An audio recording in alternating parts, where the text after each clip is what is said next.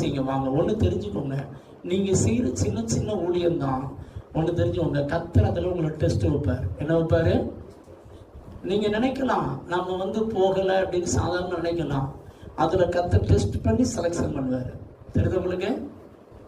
3 வித மக்கள் இருக்காங்க. ஒன்று அழைக்கப்பட்டவர்கள், இன்னொன்று தெரிந்து கொள்ளப்பட்டவர்கள், இன்னொன்று உண்மை உள்ளவர்கள். இந்த உண்மை உள்ளவர்களை தான் கர்த்தர் என்ன செய்ய முடியும்? பயன்படுத்த முடியும். புரியுது உங்களுக்கு? கிதியோன்ட்ட ஆண்டவர் சொல்வார், இந்த ஜனங்கள் நிறைய பேர் இருக்காங்கப்பா, இவங்களில் பயந்தவன் திகில் உள்ளவன் என்ன செய்யட்டும்? ஓடட்டுங்க. அதில் 22,000 பேர் ஓடி போவாங்க. அதுக்கடுத்து 10,000 தான் இருக்கும். அதுக்கடுத்து பார்த்தீங்கன்னா அந்த தெரிந்து கொண்டதில் கர்த்தர் செலக்ஷன் பண்ணுவார். என்ன பண்ணுவார் அப்படின்னா டெஸ்ட் வைப்பார். என்ன வைப்பார்? இன்னும் மிகுதியாக இருக்காங்க அப்படின்னு சொல்லி. அப்போ அதில் தண்ணி அள்ளி நின்ன நிலைமையில, என்ன நிலைமையில?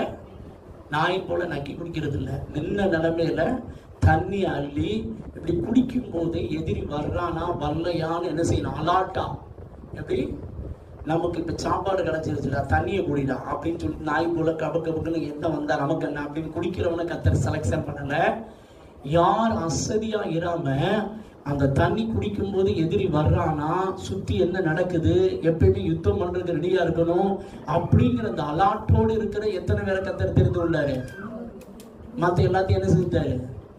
அதனால இந்த ஊழியத்துல தயவு செய்ய சொல்றேன், வர்ற தேவ பிள்ளைகளுக்கு ஒரு அன்பான வேண்டுகோள், நீங்க அசால்ட்டா எடுத்தீங்கன்னா கர்த்தர் உங்க ஸ்தானத்துல வேற ஆளை கொண்டு வருவார். இது கன்ஃபார்ம். ஊழியத்தில் சீக்கிரத்தில் எழுப்புதலை பார்க்க போறீங்க. அதை நாங்கள் தெளிவாக பார்க்குறோம். நிறைய குடும்பங்கள் வரப்போகுது. நீங்கள் உண்மையாக இருந்தால் கர்த்தர் உங்களை என்ன செய்வார்? பயன்படுத்துவார்.